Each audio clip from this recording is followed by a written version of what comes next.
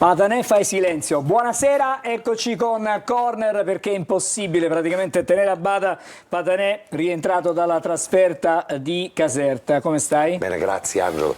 Poteva andare molto meglio in realtà, ma a 2 minuti alla fine poi è capitato quello di cui parleremo in maniera diciamo piuttosto approfondita. Peccato, però intanto è stata una giornata fantasma, come ha detto una nostra telespettatrice che è infortunata, una ragazzina, ci segue da quando praticamente è nata e ha detto devi dire che è stata una domenica, un turno fantasma perché non si è mosso nessuno delle grandi e in fondo il pareggio è stato sostanzialmente indolore con Salernitana e Benevento che hanno fatto altrettanto. Bene, grazie Alessandro, buonasera anche a te. Buonasera, ben trovati. Vado dall'altra parte dello studio, devo ringraziare per essere con noi stasera Carlo Breve. Grazie a te Angelo, buonasera e buonasera a tutti. E poi Max Velotto. Buonasera a tutti. Ci sarà da lavorare stasera Max, abbiamo preparato un po' di cose e quindi fra poco incominceremo ad approfondire.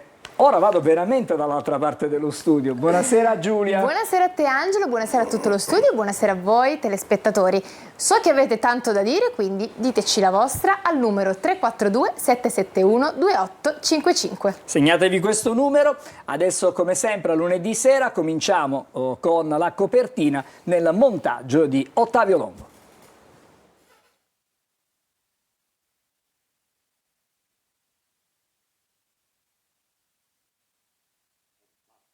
Caserta oltre la Reggia, Caserta per diventare re, anche solo per 2 giorni.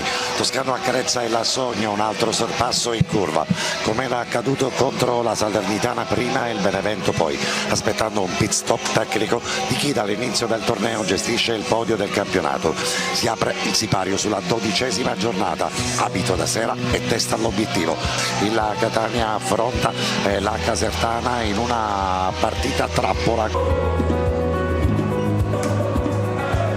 La partita è iniziata proprio in questo istante. E questo è il fallonetto su Di Gennaro non fischiato dall'arbitro. Attenzione all'interno dell'area di rigore, la smanacciata da parte di Dini. Cicerelli la rincorsa, il tiro, il pallone, la respinta con i pugni di Lucia. Cicerelli tra 2 avversari, la finta di corpo, riesce poi a scambiare Concelli sul corto. Cicerelli, che parata di De Lucia, ma che tiro di Cicerelli. Ancora però fraseggio da parte del Catania, dal limite della rigore la botta e gol che ha fatto Di Tacchio.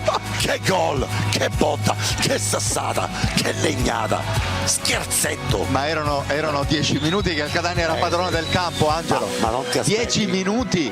Non ti aspetti una botta di randello così, non ti aspetti una botta di mazza di questo genere.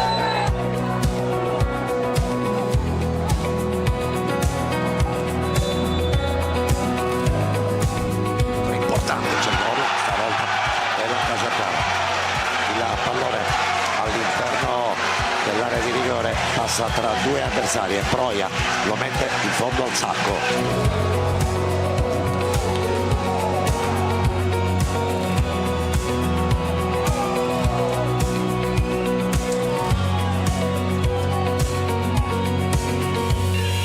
D'Ausilio, Caturano, lo scambio con Ruffini, gol! Che gol Angelo, Donnarumma, che gol di Donnarumma, che gol di Donnarumma, che gran gol di destro, mamma mia dove l'ha messa Angelo. Casasola, appoggio a cercare la profondità per la possibilità da parte di D'Ausilio di mettere una palla al centro della rigore. Saltano in tanti, poi c'è qualche scintilla, c'è un fallo di Gherardi e c'è il cartellino rosso per Mario Gherardi. Callon, gioco di gambe di Callon, la respinta con i pugni fortunatamente, poi pallone lisciato. Catania che ancora deve stringere i denti, una serie di mamma mia ragazzi, sull'esterno della porta, tutto il fronte offensivo con Fano nella linea del centro dell'attacco, c'è il calcio di rigore per la Casertana. atterramento, l'arbitro non ha avuto nessun tipo di ripensamento nel concedere il calcio di rigore.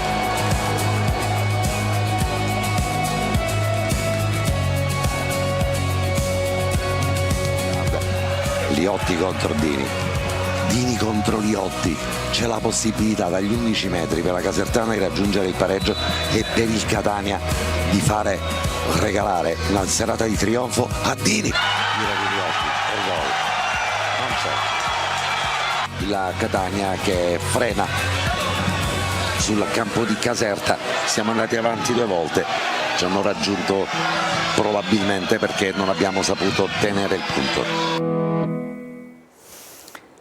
Allora Patanè, la tua chiusura ci hanno raggiunto perché non abbiamo saputo tenere il punto. Chi è causa del suo mal pianga se stesso, questo ci raccontavano durante gli anni di studi insomma, i grandi filosofi latini. In realtà quello che è accaduto a Caserta in fondo è anche frutto del male che si è autoprocurato il Catania.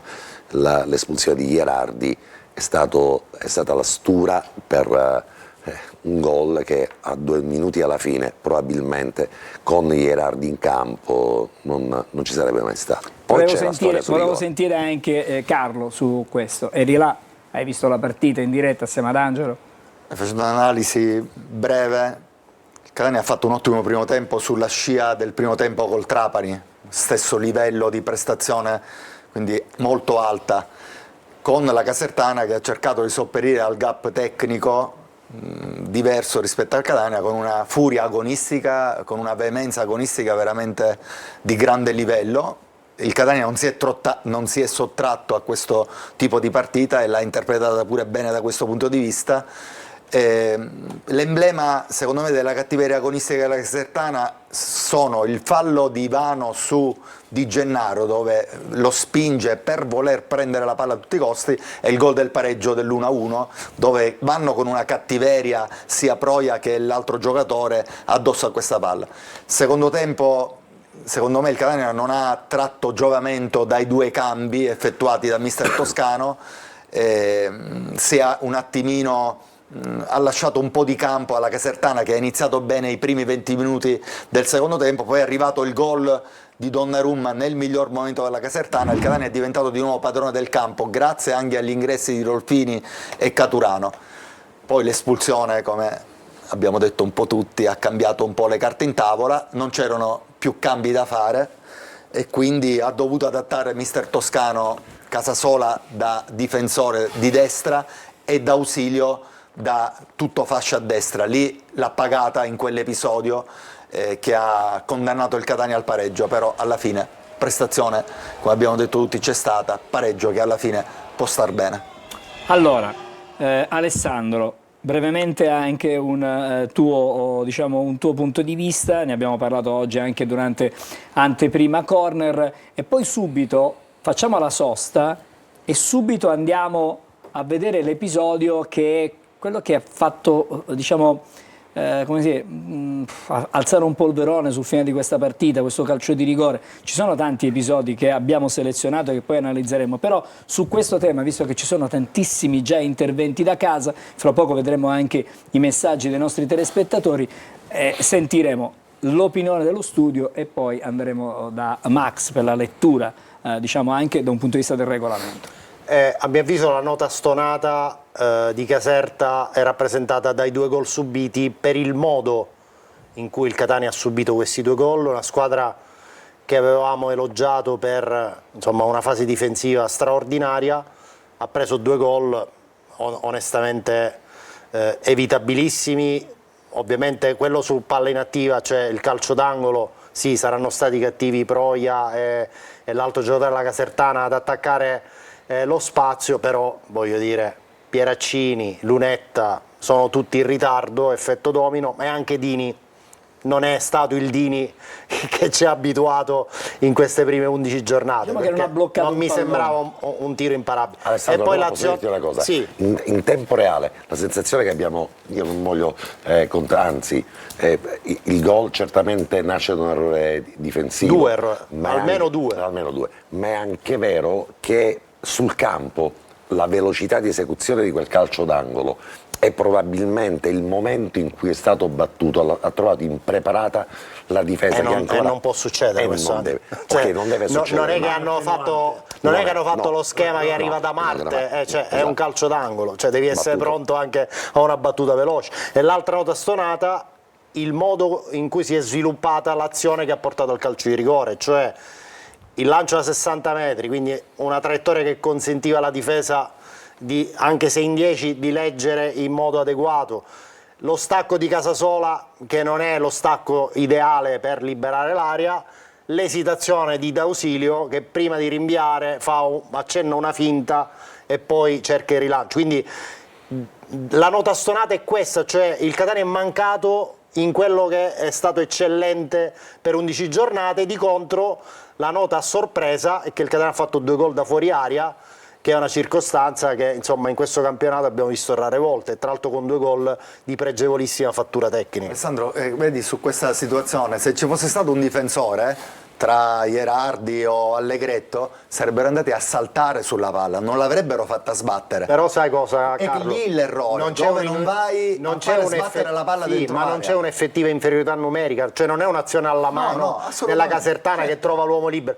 è un lancio a 60 metri Lì sono dove i lì dettagli. devi solo andare a Lì metterti sono nella i dettagli, posizione ma giusta. Casasola non ha le caratteristiche del difensore che sa leggere determinate situazioni, e D'Ausilio soprattutto lì basta che si mette davanti col corpo all'avversario, si fa fare fallo ed è finito tutto. Non c'è Allora, Giulia, appena 2 messaggi, lanciamo la pubblicità Due e poi messaggi. entriamo Moviola. nel vivo della discussione di questa sera. Patanè, non fare così, già ti vedo un po' agitato. No, ti vedo già stavolta- agitato. Stai attento, Patanè. No, stavolta provo a fare il buono. Stavolta pronta. Vado, quindi. Rigore e non fallo in attacco. Una volta esisteva la gamba tesa e l'attaccante non aveva il possesso del pallone. Buonasera a tutti, volevo ringraziare il signor Max che riesce a calmarmi quando ne dico di tutti i colori all'arbitro, spiegando in modo semplice quello che vede l'arbitro e non il tifoso. Nessuno mai mi convincerà che c'era il rigore da ex arbitro. Volevo chiedere all'ottimo signor Velotto se ancora esiste nel calcio il gioco pericoloso per gamba tesa. Mi riferisco al calcio di rigore, ovviamente. Giulia, fermiamoci qui, perché fermo. altrimenti... Certo, destino infame degli arbitri. No, quando sei in campo sei cornuto, quando no, Patanè, nel senso. scusa, È una metafora. c'è un cartellino, No, cosa no, scatta? No, no. Non si no, può dire qua- quello- quando si può sei- dire questa quando cosa. sei- Ma quando sei in campo è normale, è proprio Patanè, non si l'espressione. dicono certe è l'espressione. Ma è proprio, allora non andare mai allo stadio, non Ma farti che le c'entra? trasferte. Scusa, ma siamo in una trasmissione televisiva. Sì, ok, quando sei in campo ti dicono che tua moglie ti sta tradendo. Ah, ecco, già mi frattanto piace la metafora, è meglio. Ecco, frattanto ti tradisce. Quando sei in TV tutti ce l'hanno con l'arbitro. Stavolta Una volta mia moglie era in tribuna, uno disse, fece questa offesa, dice, io mia sono moglie qui. si girò e disse io sono qua, vada lei a vedere dove è sua moglie. Esatto, esatto. Una E grande, allora, Antonella è una grande. però stasera ti stupisco, perché stasera oggi sono d'accordo con Velotto. No, non ci posso credere. Oggi Pubblicità, pubblicità.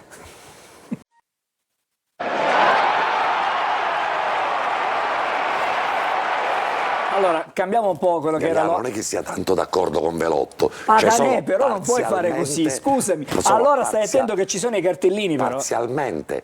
Parzialmente. d'accordo Puoi fare peggio di Ierardi, ok? Esatto. Puoi fare peggio di Ierardi. Allora, andiamo con ordine e chiediamo alla regia di andare a vedere subito il famosissimo, diciamo, episodio. È il numero 6. È il numero 6. Quindi partiamo dalla fine, anziché partire dall'inizio. Partiamo dalla fine e vediamo questo episodio, l'abbiamo montato, rimontato, abbiamo anche delle altre clip, abbiamo fatto delle Un immagini. raffronto con un'altra partita. Esattamente. Vediamo un attimino cosa esce fuori. Possiamo fare partire il filmato. Eccolo qui. Commentiamolo. Patanè, tu l'hai visto là, Allora, Carlo Breve era là. Ti dico la sensazione che ho visto sul campo. Sì. E poi la ragione per cui sono assolutamente convinto che i primi ad accorgersi del calcio di rigore, come ho detto anche in telecronaca, siano stati gli stessi giocatori del Catania. E la sensazione che abbiamo avuto sul campo è che ci fosse un gioco pericoloso, una gamba tesa e comunque un intervento non mirato al contatto con l'avversario da parte del difensore del Catania. Non era chiarissimo chi avesse toccato prima il pallone. E questo è stato il dubbio che ho avuto. Non è uno di quei rigori estremamente netti, perché non hai la percezione indiretta del momento in cui il giocatore impatta la palla, chi la impatti prima, chi la impatti dopo. Però la convinzione che poi abbiamo avuto con Carlo durante la telecronaca è stata che per primi i giocatori del Catania si erano resi conto che qualcosa era obiettivamente andata storta. Guardate, e lo dicono le immagini, tutti con le mani in testa. Nessun giocatore del Catania protesta, cioè l'arbitro ha già concesso il calcio di rigore, e a differenza di molti rigori contesi o molti rigori che possono essere soggetti comunque a una rivisitazione, qui in questo caso nessun giocatore del Catania immediatamente va a protestare o va a contestare. Hanno tutti le mani sui capelli e dicono che è calcio di rigore. Va bene, allora io adesso non voglio fare quello che fai Angelo, tu. posso dire una cosa? Dici tu, perché una pillola. Max, scusami, è configurabile l'intervento in gioco pericoloso di Casarotto ai danni di D'Ausilio? Perché andiamo al punto, è questo, cioè si sostiene che quello poteva essere un intervento a gioco pericoloso e quindi l'arbitro ha fatto male ad assegnare il calcio di rigore. Vedi, caro Alessandro, c'è un regolamento del gioco del calcio che è scritto, che è quello che, uso il condizionale, dovrebbe essere applicato sul terreno di gioco. Poi c'è il regolamento, quello dell'oratorio, quello che si impara giocando a pallone nella fase di crescita quando siamo adolescenti, e rimane poi, perché le cose da adolescenti sono quelle che ti rimangono più, diciamo, ferme nella memoria di quando eravamo ragazzi. Quindi qualcuno è rimasto forse quando giocavano ai tempi dell'oratorio della famosa gamba tesa. Sta passando anche ora un messaggio, gamba tesa, gioco pericoloso. Ecco, allora, io voglio andare subito sul regolamento. Allora, ai telespettatori l'invito ad andare alla pagina 91 del regolamento dell'AIA dell'ultima edizione del 2024-2025, perché quella nuova sta uscendo, ma là non ci sono molte variazioni. Alla pagina 91, alla regola 12, falle e scorrettezze, recita in questa maniera: giocare in modo pericoloso. Per giocare in modo pericoloso si intende una qualsiasi azione di un calciatore che nel tentativo di giocare il pallone mette in pericolo l'incolumità di qualcuno o addirittura di se stesso. Il famoso giocare il pallone a testa bassa all'altezza dei piedi. Quello è un calcio di punizione contro chi gioca il pallone con la testa. Con questo che voglio dire? Qualcuno di voi, compreso tutti i telespettatori che hanno scritto, e che io rispetto il loro pensiero, perché è giusto rispettare il pensiero di tutti, non voglio convincere nessuno, voglio soltanto cercare di dare una delucidazione. La domanda che pongo a voi che siete presenti: Carlo, ha giocato a pallone, siete esperti di calcio, voi nella condotta del giocatore della Casertana ravvedete un atteggiamento che mette a rischio l'integrità fisica del giocatore? Punto di domanda. Perché vi dico questo? Perché il giocatore della Casertana ha tutto il diritto di giocare il pallone, tra l'altro senza mettere a rischio l'integrità fisica dell'avversario. Questo è un anticipo pulito, non ha messo in pericolo l'integrità fisica dell'avversario, va bene? Ma soprattutto la domanda che pongo ai telespettatori e che pongo a voi: ma è D'Ausilio che colpisce Casarotto o è Casarotto che colpisce D'Ausilio? Possiamo tornare a queste vedere risposte, se sapete darmi giuste risposte a queste domande, troviamo la soluzione del calcio di rigore. Allora, sul fatto che arrivi prima sul pallone Casarotto non credo ci siano dubbi, ci sono anche dei fotogrammi. Sul fatto Domanda Alessandro, perdonami Angelo, domanda, è fatto divieto a Casarotto di giocare in questa maniera? È fatto divieto se non mette a rischio l'integrità fisica dell'avversario? Lui estende la gamba alla ricerca del pallone, ha il pallone nella sua disponibilità, ha la fortuna, tra virgolette, di arrivare quella frazione di secondo prima di D'Ausilio, perché D'Ausilio è in netto ritardo, perché quando lui arriva sul pallone, come ho spiegato al mister durante le interviste di fine gara, gara, qui D'Ausilio ancora deve calciare quando lui è già arrivato sul pallone, quindi arriva con un intervento pulito, anche se a gamba tesa. È un intervento pulito, non mette a rischio l'integrità fisica. Quanti interventi vediamo a gamba tesa distanti 1 metro dal giocatore che non mettono a rischio e non vengono sanzionate? Quante rovesciate vediamo che non vengono sanzionate perché non mettono a rischio l'integrità fisica pur essendo il giocatore avversario nei paraggi? L'intervento a gamba tesa deve avere come elemento preponderante il rischio di mettere in pericolo l'integrità fisica dell'avversario o addirittura di se stesso. In questa circostanza qua io ritengo fermamente che questo qua è un intervento Posso pulito. dirti una cosa, Max? Se D'Ausilio fosse arrivato Contemporaneamente era calcio di punizione a favore della difesa. perfetto, ecco, questo volevo Perché dire. impedisce al difensore di giocare il pallone. Cioè, E siccome lui arriva in entrambi, ritardo, se entrambi si trovano con la gamba in estensione, vedremo per colpire quello il che è pallone successo alla alla Tina Lo posso vedere ieri, subito? perché qualche La regia qualche ci può fare vedere telespettatore intanto il fotogramma oggi- di Casertana Catania con la posizione del pallone rispetto ai piedi di Io Casarotto vorrei e dire una D'Ausilio. cosa, Eccolo perché- qua. Questo è per dire chi è arrivato prima sul pallone. Allora, il giocatore Casarotto da questo fermo immagine è nettamente in anticipo e non mette a rischio l'integrità fisica dell'avversario. D'Ausilio ancora c'ha la tibia sta ancora caricando il piede, quindi è un'immagine che ferma un tempo, va bene, è vero che poi da queste immagini qua il frame dopo è D'Ausilio che colpisce il giocatore. Possiamo Però vedere è le foto questo, di Latina è qui la chiave Salernitana? della lettura di questo Questa è calcio. Latina Salernitana ieri. Latina Salernitana, primo frame, non possiamo far vedere le immagini perché non abbiamo i diritti, quindi abbiamo dovuto fare 3 frame, abbiamo fermato 3 frame. Questo è il momento in cui il difensore del Latina in contemporanea colpisce il pallone, il difensore colpisce in anticipo Possiamo vedere la rispetto foto successiva? Devo precisare, all'attaccante. il problema non è che non abbiamo i diritti, il problema è che negli highlights Non sono montate. questa immagine non è stata montata. Non possedendo dunque la partita intera, non possiamo chiaramente Ok, offrire vabbè, il scusate se ho fatto Qui confusione già- nel discorso di diritti. Sì. Qua nella prima foto è il momento in cui il Impatta. difensore arriva prima dell'attaccante, quindi se in questo caso il difensore fosse stato D'Ausilio non arriva sicuramente prima sul pallone.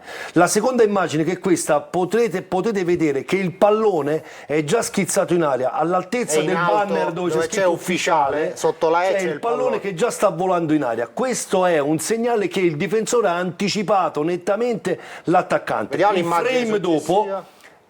dopo, eccolo qua, il frame dopo, quando il pallone se n'è andato, si scontrano, eccolo qua, i giocatori si scontrano e l'arbitro correttamente fischia calcio di punizione a favore della difesa. Quindi tra i sostenitori che sostengono che lo stesso medesimo episodio era successo a Latina, li invito gentilmente a riflettere, perché questo è un episodio simile ma totalmente contrario.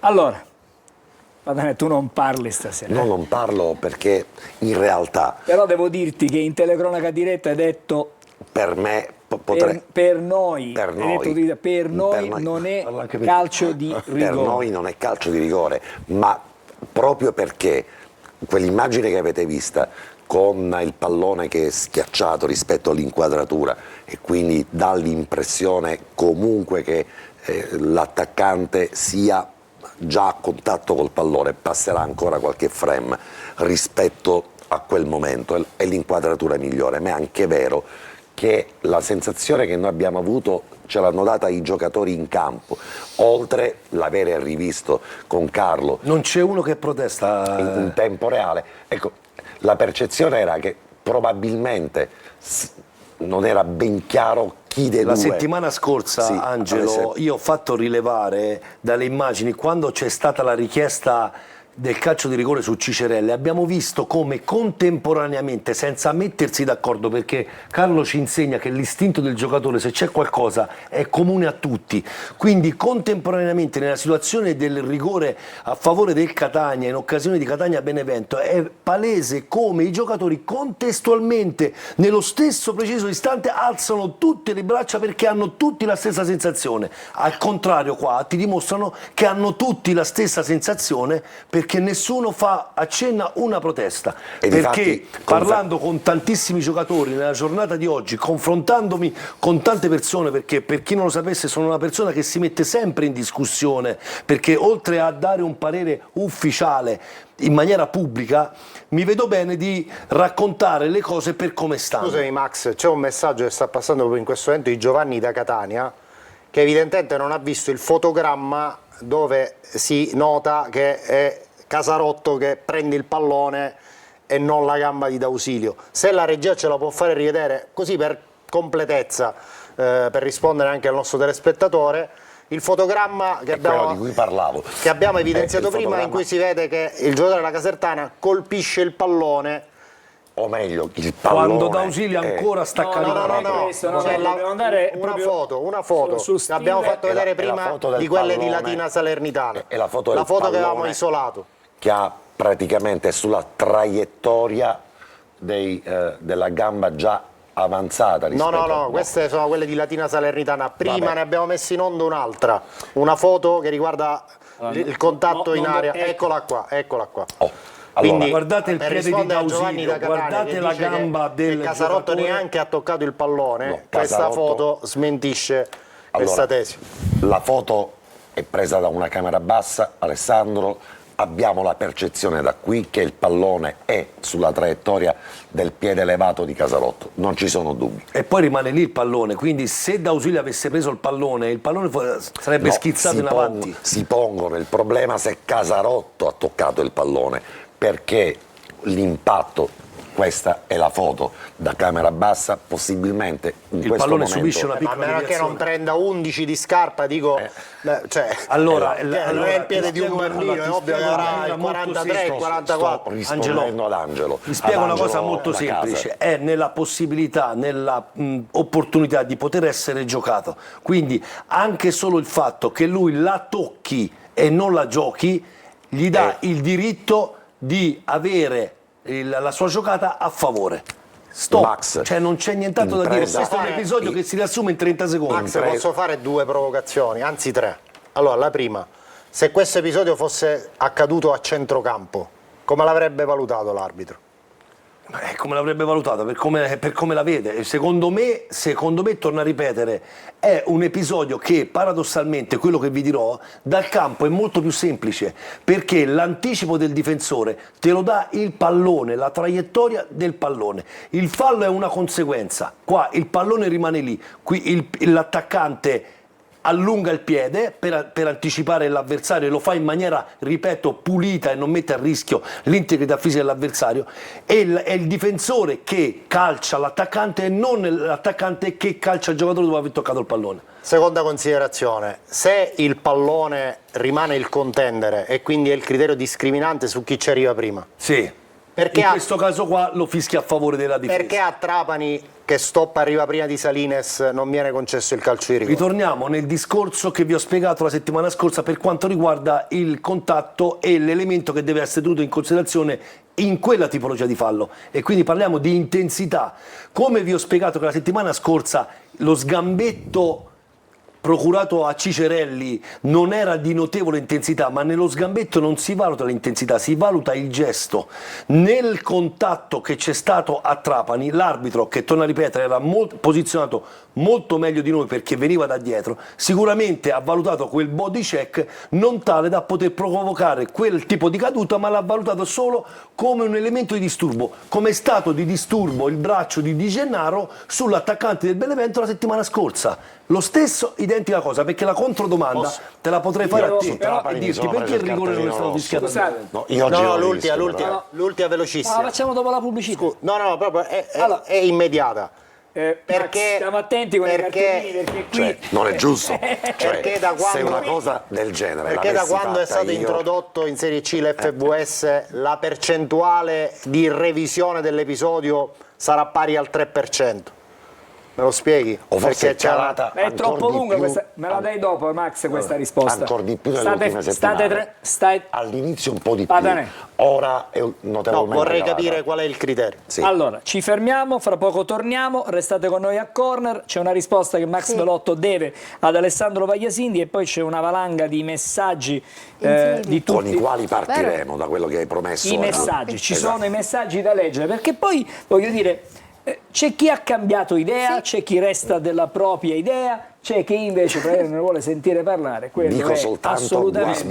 Rispetto per tutti. Guardate la reazione dei giocatori in campo, anche se questo non può essere fisiologico e sintomatico, perché se guardate la reazione di Gherardi dopo che lo gettano fuori col cartellino rosso, no, ti verrebbe da pensare che lui fosse avrebbe potuto dare la risposta velotta. Allora. Facciamo la pubblicità e ci torniamo subito dopo con i messaggi.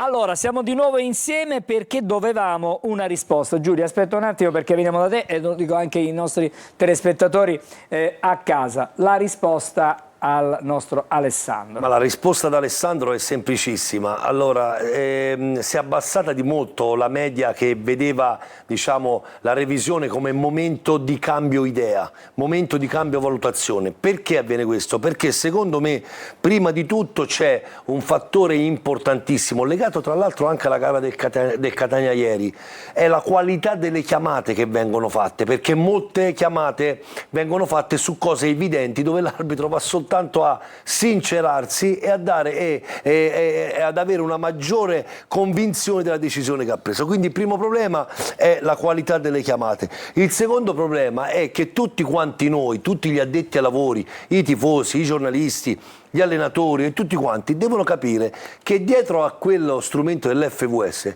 ci sono 2 telecamere di numero, non è che c'è un sistema di telecamere composto da 18, 20, 25 telecamere che inquadrano e possono avere delle risoluzioni altissime, degli zoom, delle super slow motion che possono permettere all'arbitro di poter attingere anche di altri elementi che consultate in una certa maniera possono diciamo far cambiare la decisione. Ma dico di più, se in Serie A e Serie B il VAR è in una stanza ovattata completamente silenziosa dove delle persone stanno davanti a un monitor e valutano le immagini senza il disturbo di nessuno, mentre in Serie C abbiamo 2 telecamere con un soggetto che sotto le pressioni deve andare a vedere le immagini che vediamo noi in televisione, voi mi dovete spiegare se non ha elementi in più che possono supportare il cambio di decisione, logicamente rimane della sua idea. Posso l'ultima? Allora,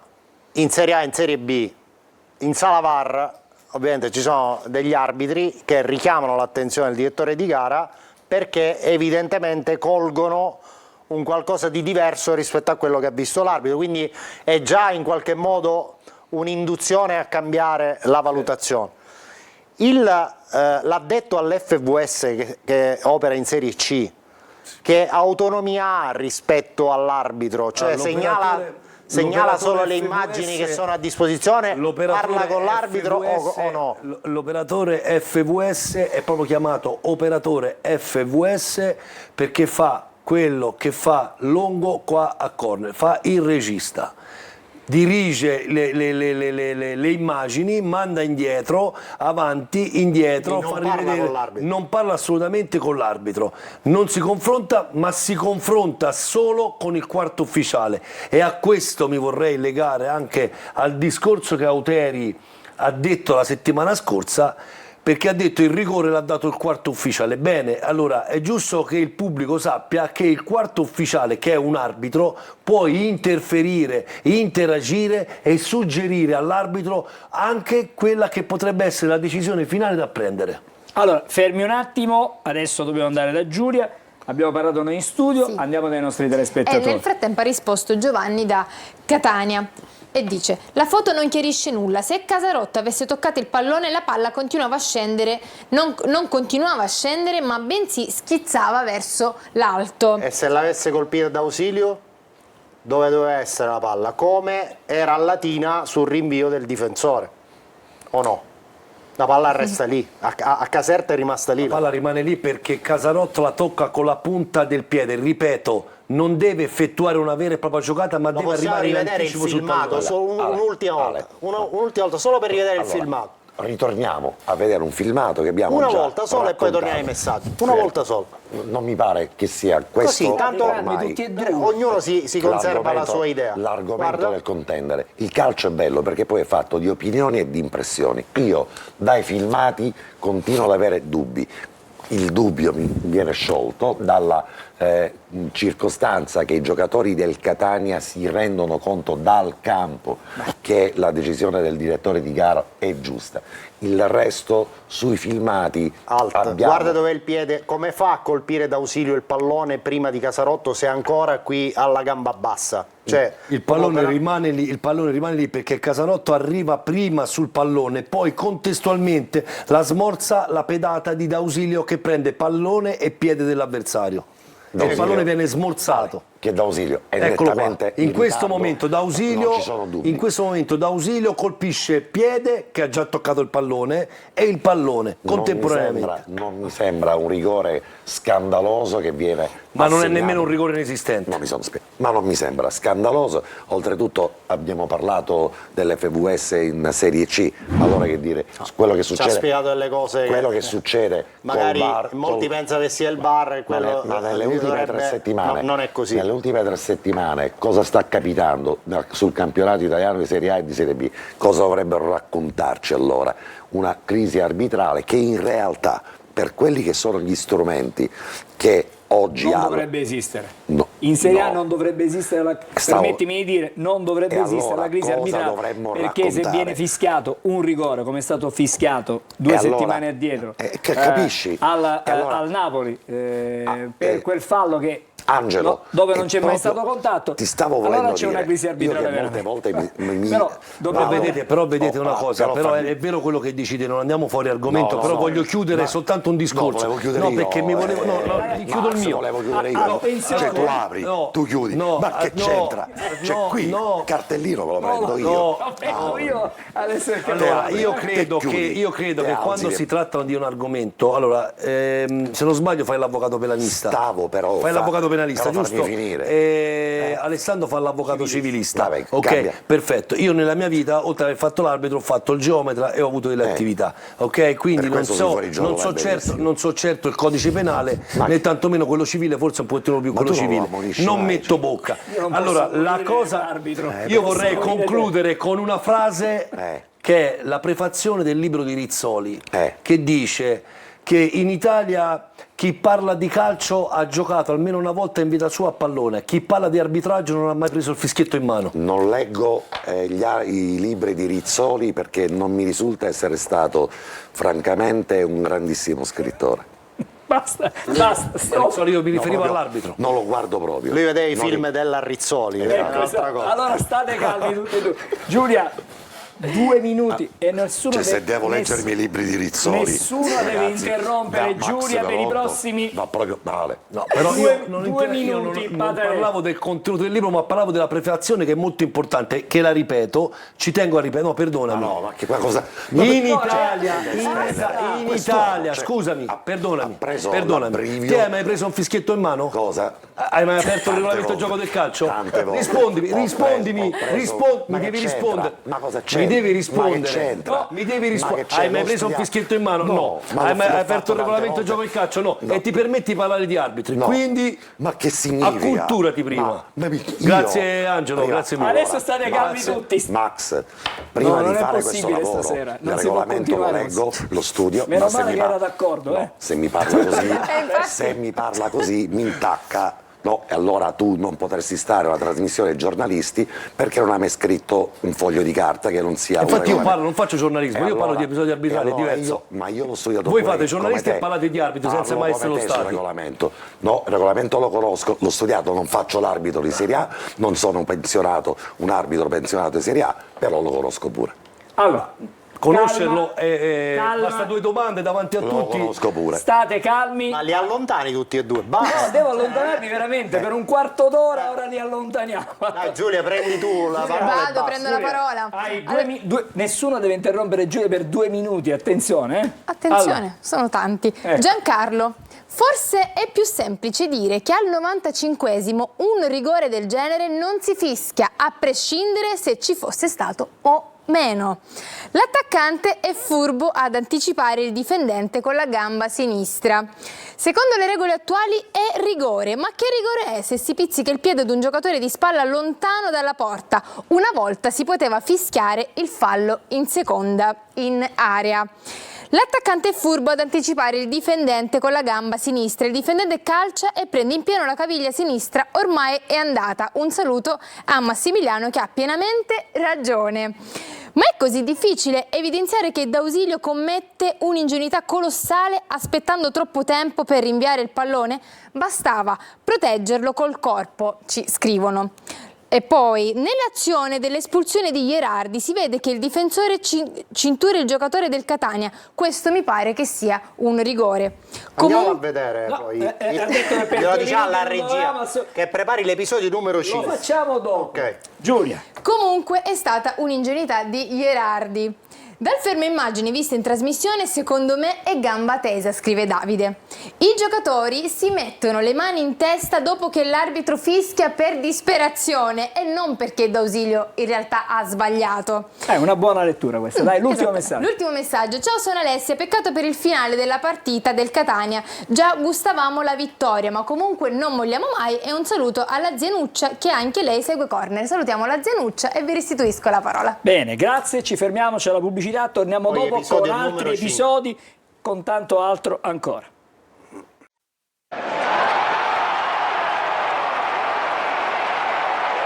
Allora, visto che il clima in studio era piuttosto surriscaldato, guardate, i nostri telespettatori sono veramente fantastici e adesso vi regaliamo 2 messaggi che sono arrivati proprio mentre c'era la Il dibattito. pubblicità e noi continuiamo qui in Esatto. discussione in studio. Vai Giulia, Allora, vediamo uno un da po'. Francesco. Non fate arrabbiare Patanè, a puttama a caffè. Saluti da appunto Francesco. E un altro da Antonio. Ragazzi, finitela. Dopo la trasmissione, tutti a canni di cavallo. Oh, Magari. benissimo, ristabiliamo un po' di tranquillità e di serenità. Adesso c'è un altro episodio, vediamo che cosa succede su questo episodio. Che è l'antefatto poi di quello che abbiamo commentato, perché io ritengo che senza l'espulsione di Gherardi quel finale non l'avremmo certamente visto. Andiamo con l'episodio numero 5 che abbiamo in scaletta, eccolo qui.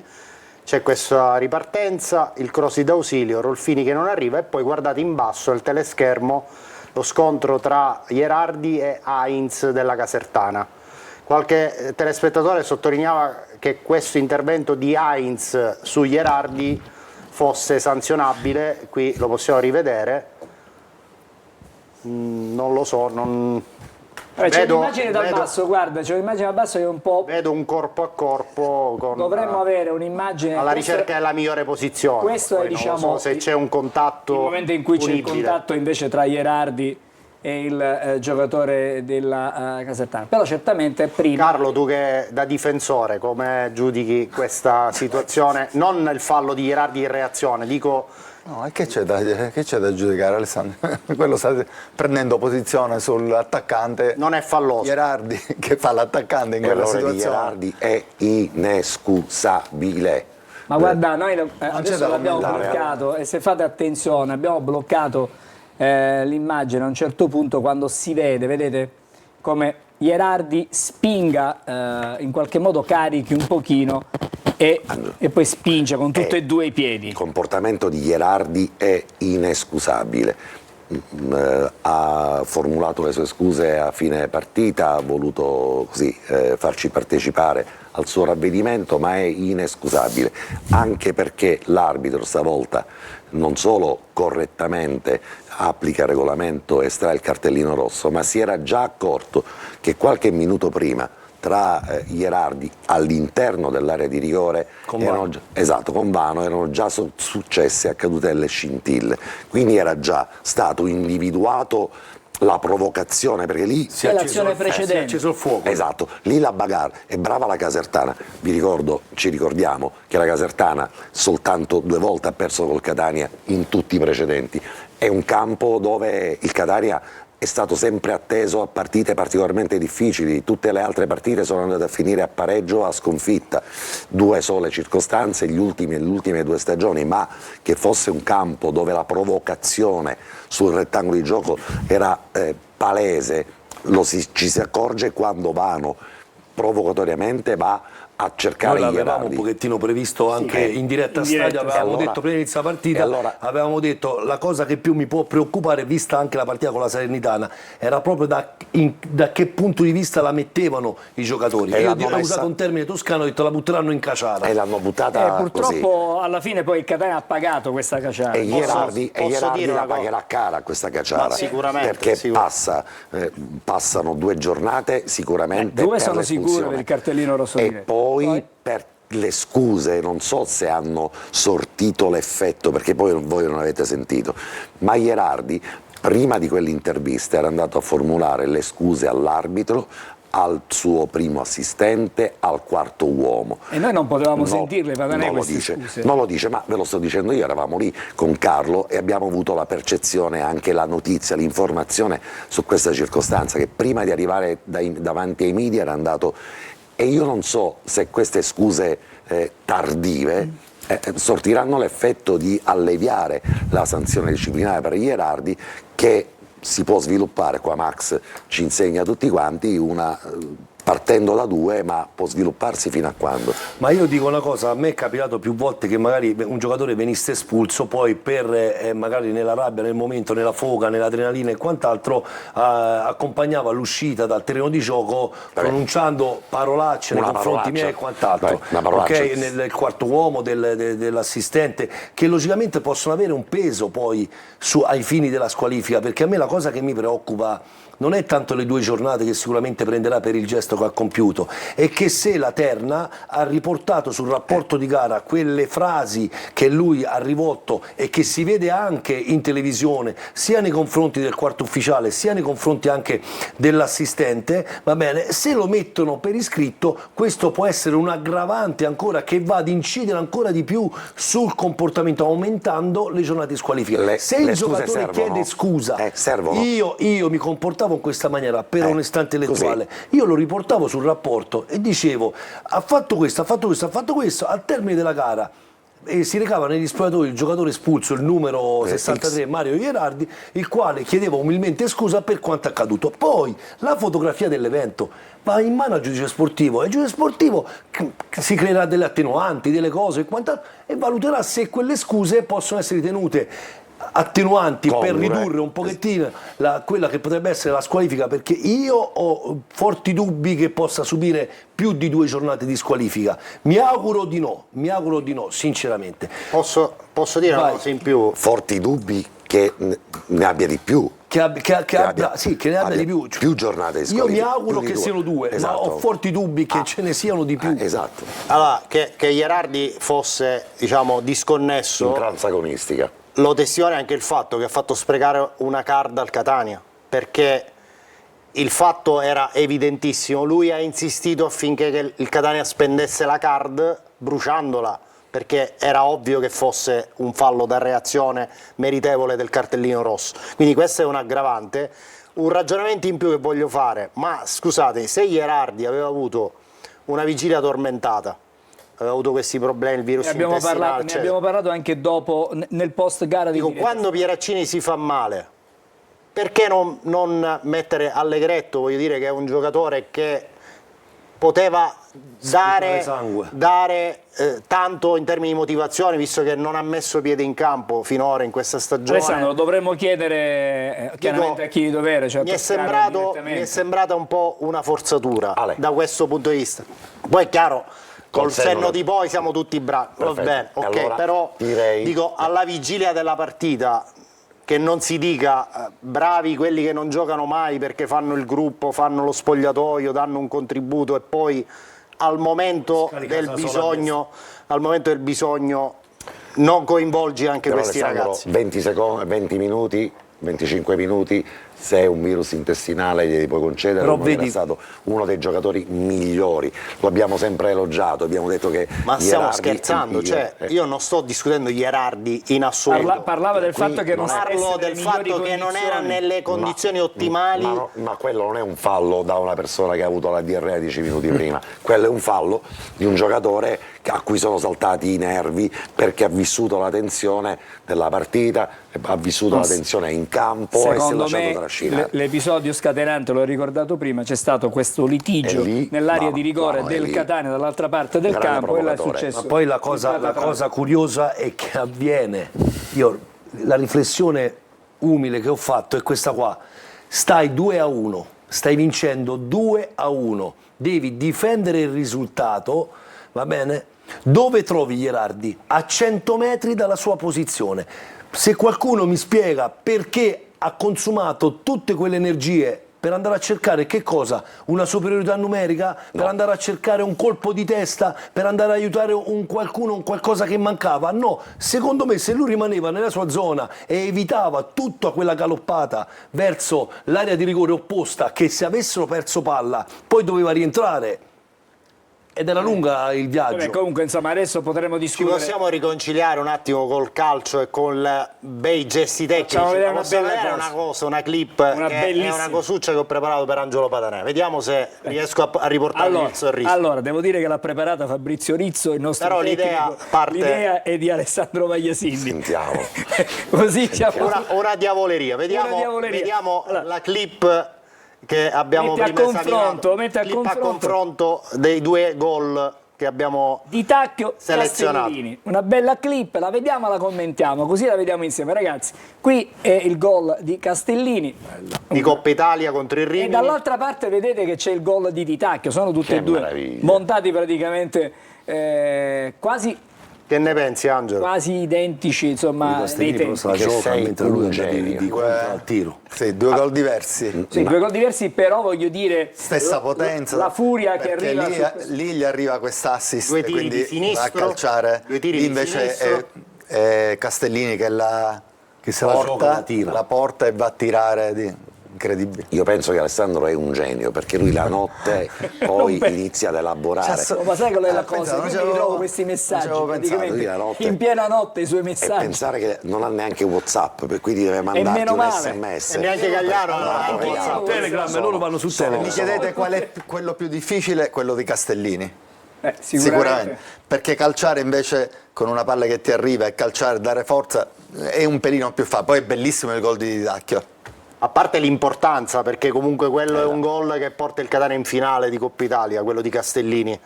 È febbraio 2024, Catania Rimini Anche perché 2-0, poi- questo è il gol del 2-0. Castellini non è un mancino Anche quello naturale di poi. Tacchio, scusami, anche quello di Tacchio porta in vantaggio Sì, il Catania. però quello è decisivo lo so, ai lo fini so, dell'ingresso lo so. in finale. Quello di Tacchio poteva essere Sai che significa? importantissimo se guardiamo la partita si fosse... Se guardiamo la classifica ci mangiamo un attimo. guardiamola la classifica, Allora, perché l'abbiamo introduciamo ancora poi Sì. Poi volevo chiarire- un'altra grafica. Sì, volevo interessante. chiarire Sì. e magari facciamo una considerazione perché qualcuno ci scrive che ha il sospetto che il Catania abbia chiamato 3 card. No, quella di Rolfini non è stata chiamata. È stata ritirata. Subito. No, non è mai stata proprio presentata, nel Manco senso consegnata. che c'è stato un fuorigioco che l'arbitro ha rilevato rilevato prima? ancora della valutazione del contatto in area su Rolfini. Allora Quindi facciamo la pubblicità così siamo tutti d'accordo e dopo andiamo da Giulia e dopo vediamo questa classifica, grafica. prossimo turno e poi una grafica interessante. Benissimo, fra pochissimo, restate con noi.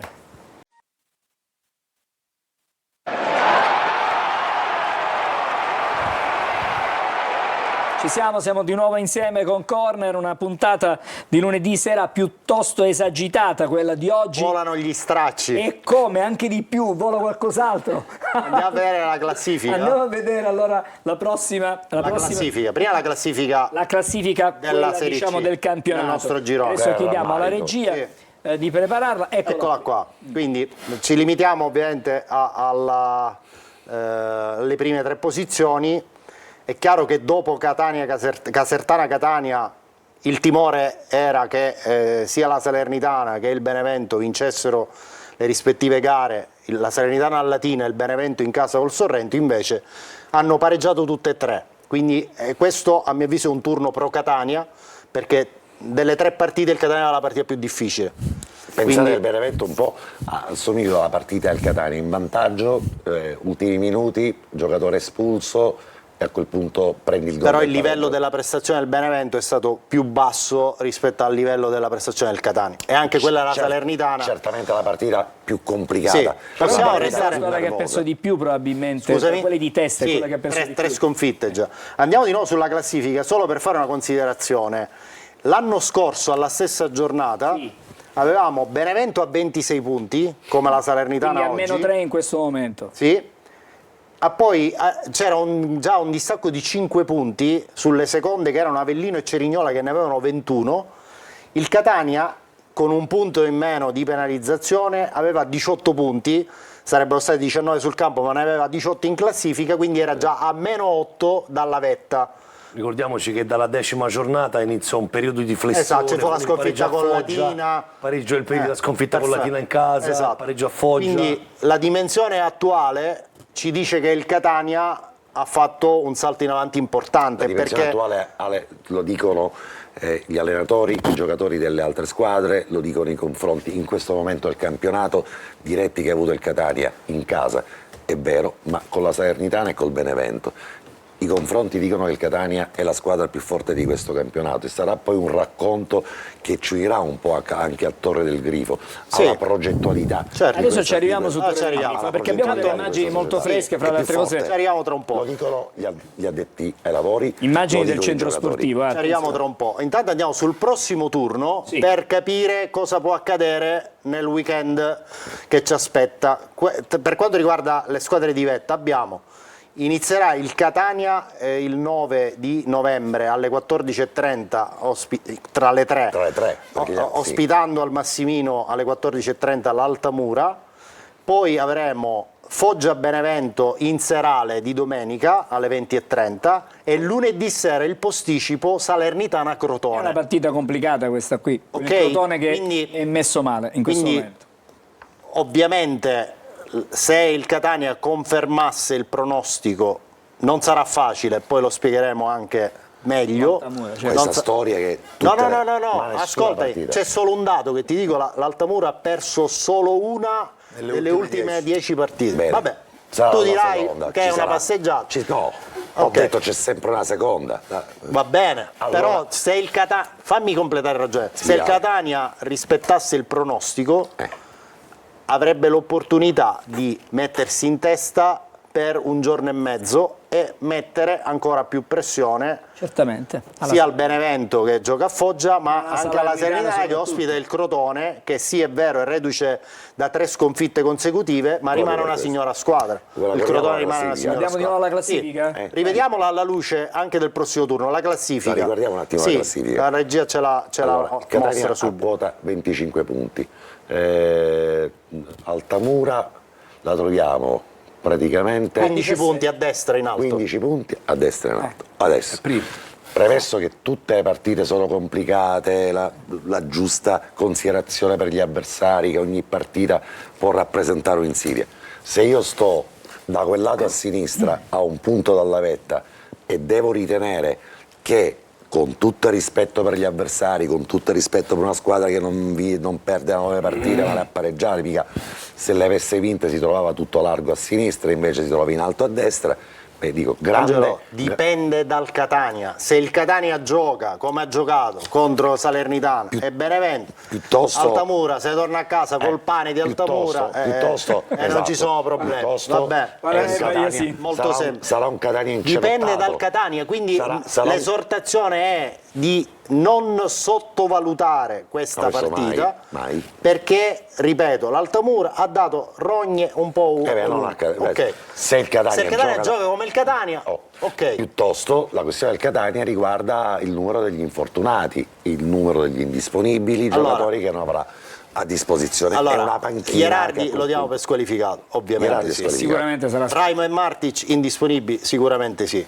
Aloi indisponibile, oggi abbiamo detto durante le prime corner che domani farà delle indagini strumentali per capire l'entità del problema al ginocchio che ha subito nell'ultimo allenamento prima della gara contro la Casertana. Però Pastore alla nostra intervista nella prepartita non c'è sembrato... Angelo, c'è molta preoccupazione, però da qui a dare già una diagnosi ce ne aspettiamo domani esami strumentali. Non abbiamo diagnosi, però Pastore era particolarmente preoccupato. Sicuramente c'è preoccupazione. Sicuramente c'è preoccupazione. Non si va a cuor leggero. Perfetto. E quindi non ci sarà sicuramente per la partita. No, per domenica lo escludiamo. Parliamo di domenica, non ci sarà. Pieraccini, che è uscito anzitempo a Caserta, ha solo avuto affaticamento muscolare, quindi è può rientrare. Realisticamente disponibile per domenica.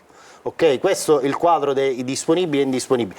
Se il problema di Aloi, toccando ferro, dovesse essere un problema serio, il Catania chiaramente non può intervenire ora sul mercato, perché chi vai a prendere è un giocatore che è inattivo almeno da 4 mesi, quindi prima di rimetterlo in sesto siamo già a gennaio.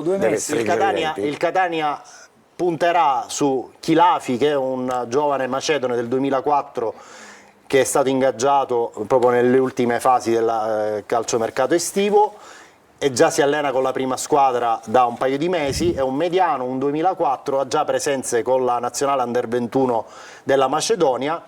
Potrebbe essere un'opzione in più. Chiaramente Jimenez in quel caso verrebbe più considerato come centrocampista che come trequartista, questo va da sé.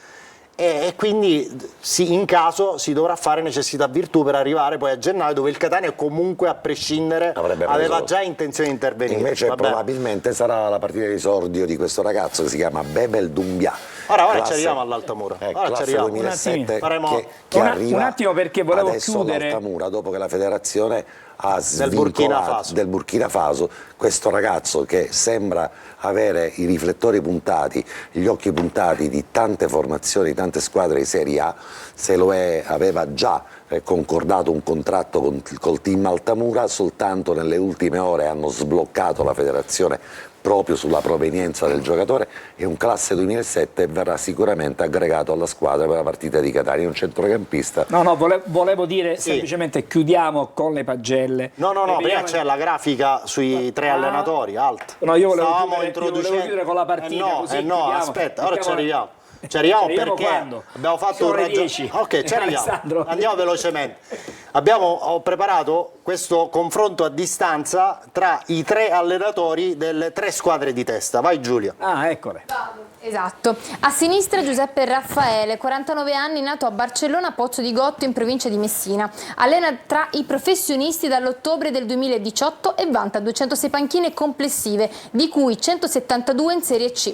La fotografia del 1971. Quella di Toscano. Esatto, anche quella di Toscano. Sono tutte e 2 prese dall'album dei giocatori parini. Invece quella di Autene tra 10 anni. Attuale. Il suo modulo più utilizzato è il 3-5-2. Finora nessun titolo vinto nella sua carriera. Al centro Domenico Toscano, 54 anni, originario di Cardeto, provincia di Reggio Calabria. Allena tra i professionisti dal 2009 e ha già collezionato 456 panchine, di cui 76 in girone C. Il suo sistema di gioco preferito è il 3-4-2-1. In carriera ha conquistato ben 4 promozioni in Serie B con Ternana, Novara, Reggina e Cesena, oltre a 2 Supercoppe di Serie C con Novara e Cesena. Poi vediamo che chiude il confronto Gaetano Auteri, 64 anni, nata a Floridia nel Siracusano. Allena tra i professionisti dal 2000 e conta 746 panchine, di cui 301 in Serie C. Il suo modulo più utilizzato è il 3-4-3. Nel suo palmares 2 promozioni in Serie B con Nocerina e Benevento, una promozione in C1 con il Gallipoli, una Coppa Italia di Serie C e una Supercoppa di Serie C con la Nocerina. Possiamo un attimo fermarci sul penultimo rigo di ciascuna scheda dei tecnici per far notare come, per quanto riguarda le panchine nel girone C di Serie C, abbiamo un Raffaele con una media punti a partita di 1,75, Mimmo Toscano 1,95 e Gaetano Auteri 1,72. Ora voglio dire, ma quando come hai fatto, Padanè, aiutami, perché per fare questa media, No. uno che ha fatto 300, La cosa 400 pazzesca è che partite, Alessandro non c'ha manco l'intelligenza artificiale, quindi lui si mette lì la notte Cioè, è una e follia. comincia a ragionare con la sua calcolatrice Casio.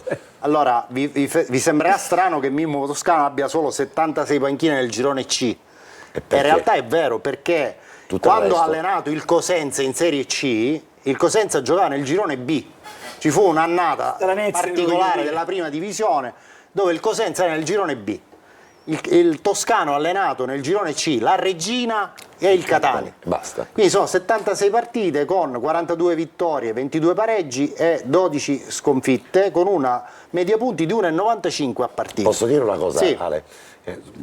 Sarà che sono così caro amico di Peppe Raffaele, però quello 0 titoli che rappresenta il dato storico di quello che è accaduto a Peppe Raffaele, in realtà un titolo lo aveva guadagnato sul campo la scorsa stagione. No, Lo questo scorso. non lo possiamo dire, perché io non sappiamo, non sappiamo poi se nel emotivamente- momento in cui è Ok, cambiata, d'accordo. perché Turris e Taranto sono state escluse. Mancavano pochissime giornate. No, Angelo, d'accordo, questo non lo possiamo Per dire. me- per moralmente me moralmente rimane- è il vincitore, per me gliel'hanno- moralmente è il Per me vincitore. gliel'hanno tirato fuori dalla tasca. Questo è possibile. quella vittoria. Un'ultimissima cosa, E dopo volevo facciamo chiedere a pubblicità. Carlo, Così sentiamo Carlo, dai. da allenatore. e stasera è rimasto da quasi osservatore esterno per cercare di dare adesso le sue conclusioni. Come Sting, Una come valutazione- il bassista, aspetta, sta dietro.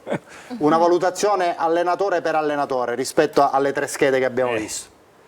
Dei 3 mi fa paura Peppe Raffaele per la fame di vittorie che ha e la trasmette Quindi ai suoi per giocatori. i 0 titoli. Sì, mi fa paura perché Peppe veramente, secondo me, è un grandissimo allenatore. Ma ha le spalle che ha avuto larghe per un reggere po' la meno. pressione di Salerno? Sì, ha ormai l'esperienza per allenare in qualsiasi piazza e lo ha dimostrato, ha sempre ottenuto, diceva qualche bravo direttore sportivo, diceva l'allenatore vincente non è chi vince i campionati ma è chi raggiunge l'obiettivo della società. E poi ha uno schermo importante ritengo che sia tu- giusto. che Lui ha facciamo. sempre raggiunto l'obiettivo Vero. per il quale è stato chiamato. Mister Toscano è una garanzia perché Se la regia credo nel frattempo ci manchi un dimostra campionato la vinto in grafica. C2 a Sì. Mister Toscano. Parliamo di serie C. Una C2 l'ha vinta. Sì, parliamo di promozioni. Ok, promozione in B, ok. Ok. E Mister Toscano in Serie C è una garanzia, quindi sa vincere, sa come si vince. Mister Auteri l'ho definito la volta scorsa come un po' un narciso perché è lui ha una grande considerazione di se stesso. Questo può essere sia un pregio che un difetto in determinati momenti. Sicuramente un grandissimo allenatore, un grandissimo insegnante di calcio. Quanto è importante avere un allenatore che ha già vinto il campionato? È molto importante, lo trasmette alla squadra e il gruppo sa che si può fidare di quel tecnico. Allora, un messaggio adesso ai naviganti. Al rientro avremo 12 minuti di Dobbiamo trasmissione. fare pagelle, prossimo avversario e Quindi Torre del Grifo. sappiamoci regolare. Come pensi di fare tutte queste Va, cose? state tranquilli. Adesso e poi dobbiamo andare anche da Giulia Cioè, perché normale. stasera l'abbiamo E trascurata. nel Perché frattempo- Padre, tu hai queste. Però adesso ci sarà un colpo di scena poi, attenzione. Che tu non conosci. C'è la pubblicità. Tutti quanti. Allora, siamo di nuovo insieme per l'ultimo segmento di trasmissione. Ripartiamo, Alessandro, e modifichiamo un po' le cose da Torre del Grifo un attimo. Va bene. Perché tanti telespettatori ci chiedono notizie, cerchiamo di dare, e lo facciamo anche assieme ad Angelo, voi siete uomini di legge, quindi conoscete Figurati. benissimo determinati meccanismi. Che cosa succede? Perché ancora non è arrivata questa PEC di conferma. No.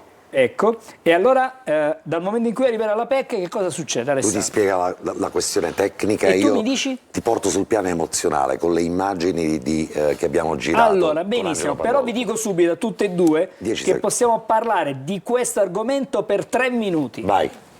Allora, nel momento in cui arriva questa PEC dalla cancelleria del Tribunale all'avvocato del Calcio Catania, decorrono 120 giorni quale termine massimo per il versamento del saldo prezzo che, detratta la cauzione già versata, ammonta a 4.900.000 euro. Dopodiché ci sarà ovviamente l'appuntamento dal notaio per il rogito per completare il trasferimento. 120 significa si può fare anche prima. A partire da ed entro 120 Si giorni. può fare anche in 15 giorni. Sì, Diciamo, Sostanzialmente sì. una settimana. Quello che oggi già abbiamo detto ad anteprima corna è che confermiamo che non è arrivata alcuna offerta migliorativa del 10% alla scadenza delle ore 12 del 30 ottobre. Quindi l'assegnazione... l'aggiudicazione è ovviamente a chi ha offerto 5.510.000 euro agli ultimi secondi prima delle 13 del 23 ottobre. Allora, questo è stato, ed è stato bravo Alessandro, in un minuto e qualcosa... Abbiamo preso il drone con L'ho preso il nostro Angelo Angelo Pandolfo e è andato a fare delle riprese. E mi fa entrare, Facciamo vedere questa clip, mi fa dai, entrare di Torre a Torre del del Grifo Angelo Pandolfo, così come è oggi Torre del Grifo. Questa era com'era No, ieri. queste sono le immagini di com'era. Allora, questa era la struttura che oggi... L'altra clip, regia. No, questa stiamo vedendo No, no. com'era. Sì, questa Oggi com'era. è così. Oggi È così, queste sono le diventata immagini così. di oggi. La bravura e i complimenti che vanno allo staff di Pelligra, alla holding di Pelligra, di aver acquisito e aver fatto un grande affare. Per Quelli se sono i due stessa. campi in erba, quelli che stiamo vedendo adesso Quelli che a destra stiamo vedendo sui sono i campi teleschermi. in erba, anzi sono i due in erba, a Quindi in sinistra basso ci sono... in sintetico. A sinistra sono Questo è il quelli campo in sintetici, questi sono i due campi in erba 11 contro 11. Al ma momento si se- può andare a funghi tutt'al più. se vi descrivo le condizioni le state vedendo, però quello che riguarda la struttura è del tutto sostanzialmente conservata. Questa è un'immagine proprio dall'alto che ci dà l'idea di quello che c'è. E proprio. questo era Torre del Grifo, proprio per questo motivo la holding di Rospelligra ha fatto un grande affare per se stessa e un grande affare per la città. Un grande affare per se stessa perché ricordo soltanto che Torre del Grifo costò qualcosa come 54 milioni di euro. Torre del Grifo venne valutata già alla stima dei curatori fallimentari 34 milioni di euro. È come se su Vinted qualcuno ha comprato un capo al 10%. Bravura, competenza, ma soprattutto l'idea del progetto, perché dietro Torre del Grifo c'è sicuramente un progetto industriale che passa ovviamente anche da una riqualificazione, perché senza una riqualificazione importante, Angelo. ma senza una riqualificazione anche energetica, Torre del Grifo diventerebbe davvero un pozzo senza fondo per le spese che ne competono. C'è stata un'asta e in quest'asta io dico sempre che quando vi è concorrenza, competitività, il nostro tempo sta finendo. Esatto, competitività, è giusto che gli altri partecipino. Mi dispiace non avere intravisto un progetto negli altri concorrenti, avrei avuto il piacere di poter intravedere anche un'idea progettuale che invece non c'è stata. C'è stato soltanto un rilancio che ha condotto Pelligra a dover rilanciare ulteriormente, e non c'è stato neppure la volontà di andare oltre e fare un rilancio per far comprendere comunque la volontà di diventare competitor di Pelligra, cosa che non è accaduto. Ma questo fa parte comunque di quello che è stato. Mi piace raccontare che a Corner, da un anno a questa parte, vi abbiamo condotto con le notizie tue, Angelo, di Alessandro, con quello che è stato il nostro compendio giornalistico, a quello che è stata poi la realizzazione di un progetto. Noi giornalisti non facciamo altro che raccontare le notizie dopo averle verificate e controllate. Non ci facciamo trasportare dagli umori del momento, non andiamo contro nessuno o a favore di qualcuno per partito preso. Ovvio, le notizie possono cambiare da un momento all'altro. Pensa a quello che sta succedendo a Garlasco, ogni giorno c'è una notizia vera, non che vengano inventate, però mi fa piacere raccontare che da marzo a questa parte vi abbiamo condotto mano per mano anche con le scadenze. Ti ricordi, Alessandro, abbiamo parlato come dicembre del 2025 di un momento chiave per l'acquisizione di Torre del Grifo, e probabilmente rispetto a quel progetto siamo anche in anticipo, perché se dovesse arrivare la PEC, da questo momento in poi, da quel momento in poi, Pelligra, che avrà sicuramente un piano industriale, non sarà soltanto la casa del Catania, ma sarà una casa dove il Catania ritroverà un posto dove allenarsi, ritroverà un'identità che è stata quella della Serie A, e poi ci sarà un progetto industriale. Però mi fa piacere dire che se dovesse arrivare la PEC probabilmente le chiavi potrebbero essere consegnate prima di Natale, e chissà se Ross Pelligra non farà un regalo a se stesso, alla squadra e alla città, che finalmente avrà modo anche di confrontarsi con i fatti, perché nell'arco di 3 anni abbiamo detto, e lo dicono i numeri, che il Catania ha la squadra migliore, non per quello che diciamo noi o pensiamo noi, ma perché quello che pensano di noi. Ha un allenatore vincente e ha uno staff importante, e Grella, tanto vituperato tutte le volte in cui probabilmente ha commesso degli errori di inesperienza, vi assicuro che senza Grella Pelligra non avrebbe comprato Torre del Grifo. Allora, adesso però Pagelle veloci. pagelle velocissime solo per vederle, E team Altamura. e dobbiamo vedere anche il calendario. Certo. Eh.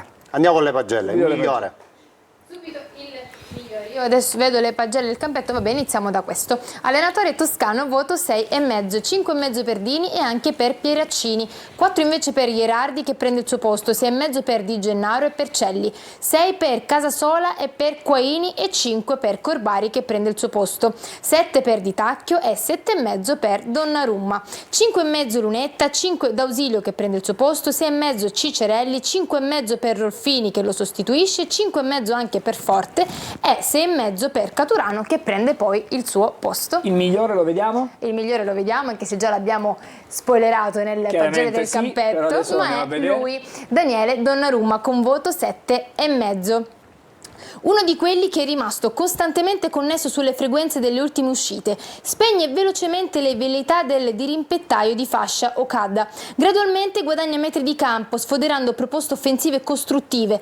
Il meglio lo offre nell'ultimo quarto di gara. Il tiro arcuato di destro, si insacca e fa sognare.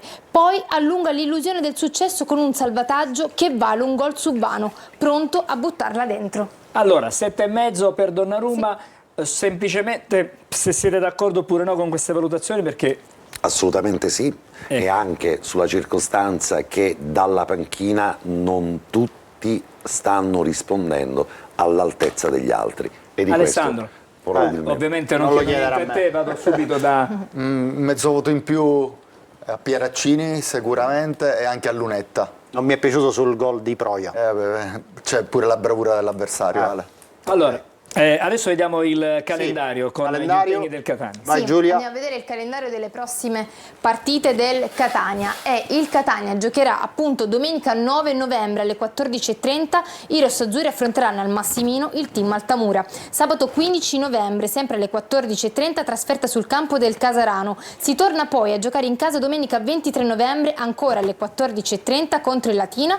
Infine sabato 29 novembre, altra sfida esterna, Picerno-Catania con fischio d'inizio sempre alle 14:30. Scusate, a proposito di quest'ultima partita, sabato 29 novembre, Picerno-Catania, ricordiamoci che l'1 dicembre il posticipo sarà Benevento-Salernitana. Quindi, per essere, diciamo, proprio sul calendario di quello che prevede, diciamo, questa lunghissima 4 cavalcata. partite complicate, ma non impossibili, complicate come tutte Dipende le altre. dal Catania, Angelo. Dipenderà sempre e solo dal Allora, Catania. Su questo non sarete mai d'accordo. Se il Catania Però farà il Catania, rimanete- saranno tutte Se partite il a Catania bordo. non dovesse fare il Catania, ci siamo illusi, ci siamo sbagliati. Ovviamente sì. Abbiamo detto, abbiamo preso un abbaglio, perché è un calendario che a questo momento diventa favorevole per il Catania, proprio perché è ricordato che poi il 1° dicembre c'è lo scontro che Benevento-Salernitana. aspettiamo tutti quanti, e lì deve essere bravo il Catania a pensare che in queste 4 giornate può mettere la freccia e consolidarla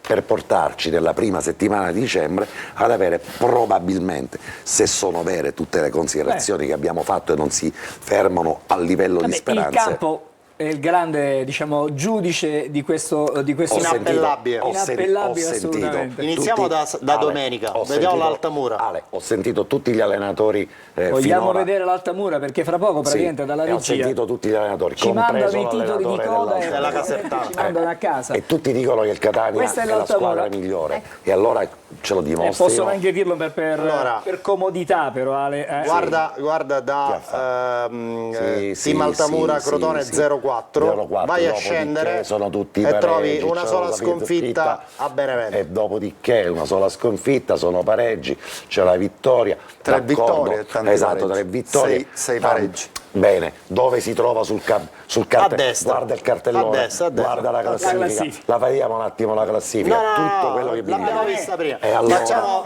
Facciamo qualche cosina perché abbiamo... Diamo 2 indicazioni utili. 3 gol Simone, 2 gol Alessio Curcio, che è un ex, Certo. 2 gol e 4 assist Grande, che è uno dei 2 esterni, e un gol Rosafio. Formazione che ha schierato nelle ultime settimane Davis Mangia, 3-4-3, Viola tra i pali, Lepore che è diciamo, il regista difensivo, il giocatore avanti con gli anni ma con un piede molto educato, Silletti e Zazza completano il terzetto difensivo, Mogentale che è un prestito dal Vicenza è l'esterno di destra, anche se è mancino, Grande è l'esterno di sinistra che è destro. Questa è la curiosità. Esatto. I 2 quarti sono 2 a piedi invertiti. Quindi vedendo Grande nella colonna di sinistra 2 gol e 4 assist è un giocatore che sicuramente da guardare con attenzione. Nazzaro e Dipinto completano la linea mediana, in attacco qualità Rosafio e Curcio, forza fisica Simone che è una prima punta strutturata. Ma scusami Carlo, e il Catania come la può giocare questa partita sulla considerazione delle assenze e degli infortuni? Se dovesse recuperare guardiamo Pieraccini, il campetto? giocherà Pieraccini, quindi Sì. Se possiamo vedere il terzetto campetto al volo difensivo. delle pagelle così per Non credo ci sia bisogno appoggiarci. di cambiare i 4 di centrocampo, e lì davanti vedremo se mister Toscano magari vuole cambiare qualcosa, vuole iniziare a dare spazio Stavo per a chiederti Caturano questo. che ha fatto, l'abbiamo visto Presente, presente sì. nei 20 minuti in cui è entrato, o Rolfini che sicuramente è un'alternativa di livello, quindi vedremo cosa penserà mister Toscano. Secondo me novità in attacco ne Ce ne troveremo. saranno. Bene, Sì. allora, prima di chiudere, io devo dare la parola a Giulia perché c'è un paio di messaggi che dobbiamo leggere, ce n'è uno poi in particolare che leggeremo anche. Sì, allora in realtà non posso concludere la trasmissione senza aver letto questo messaggio, perché ci scrivono: voglio vedere un bello abbraccio tra Max e Patanè in diretta. Ma mica noi che subito. abbiamo litigato. Quindi, attenzione, Ma noi che mica che abbiamo litigato. Vabbè, facciamoli. Non è che Ok. benissimo. noi non è che litighiamo, è che abbiamo prospettive diverse. È così. sono punti di vista diversi. La vita è bella per questo. Proprio per questo, questo. per Certo. questo motivo. E poi ancora... Chissà se un giorno uscirà il fuori onda del dietro le quinte. Speriamo di no. Ok, ragazzi, il Benevento Sarà scabroso, Sì, alla 12ª giornata ha già perso 3 gare per la promozione diretta e con un piede fuori, ci scrivono. Bisogna essere più sportivi e ragionare un po' meno da tifoso e accettare la verità che dice Massimo Belotto. È calcio di rigore, punto, ritornando a quel discorso. Poi, con la Casertana siamo stati sfortunati, abbiamo compensato con il pareggio fortunato invece che abbiamo avuto a Cerignola. Archiviamo e massima concentrazione contro l'Altamura. L'ultimo. Domanda allo studio, così concludiamo in bellezza. Possiamo una domanda. È una domanda secca, guarda. Ottima. Pensate che sarà un mese da bottino pieno per il Catania o ci saranno squadre insidie? Risponde Angela. Sì. Ecco, risposta secca. Con Perfetto. questo sì. Chiudiamo col sorriso. Grazie, grazie tutta la Giulia vita. Grazie per a essere tutti stata voi. anche tu. Grazie a tutti voi per averci seguito, buonanotte. Grazie a te, grazie a Max Belotto, Grazie a voi. grazie a Carlo Breve, Grazie Angelo, buona serata a tutti. grazie ad Alessandro. Cioè, nella puntata più calda neanche un cartellino, questo è un controsenso. Allora facciamo No. Niente cartellini oggi. grazie ad Angelo Patanè. Oggi era eh una sì. partita ad alta Esatto. intensità. Alta intensità. La tensione, era viva la tensione. Vi siete ierardizzati. Allora, Casertani. vi devo ricordare che subito dopo di noi, subito dopo corner, c'è la differita integrale della partita tra la Casertana e il Catania con il commento di Angelo Patanè e Carlo Breve. Noi ci ritroviamo con corner ovviamente lunedì sera, ma intanto nel frattempo venerdì ci sarà preview e domenica ci sarà diretta stadio a partire dalle 14. A tutti buonanotte, abbiamo recuperato anche 4 minuti che i telespettatori ci hanno chiesto perché siamo partiti un po' più 4 minuti di tardi. ritardo. 4 minuti di ritardo, siamo precisi e Se puntuali. lo fai tu. Siamo Non succede. perfetti. Sei il direttore. Buonanotte. Alla prossima. Alla prossima.